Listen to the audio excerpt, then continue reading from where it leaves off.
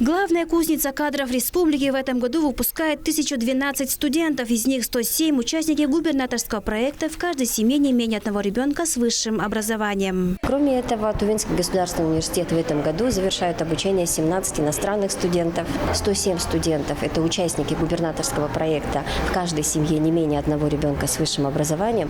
И из них 10 человек завершают обучение с дипломом с отличием. За успехи в учебе и активное участие в общественной деятельности благодарственными письмами Хурала представителей Кызыла награждают лучших выпускников. Я уверен, что сегодняшний выпуск, в том числе, сделает очень много для нашего города, для республики. И хотелось бы от всей души поздравить выпускников сегодня с последним звонком и пожелать им удачи уже во взрослой жизни. Нагрудными знаками в нескольких номинациях отмечают победители конкурса «Лица университета». Сегодня хороший день для нас, такой замечательный, последний звонок. Грустно, конечно, что мы уходим. Студенческая жизнь запомнилась для нас очень яркой, насыщенной, веселой. 76 выпускников ТУВГУ в этом году претендуют на красный диплом. Айрасал, Владимир Суртук, Айдана Сенденма, Тува-24.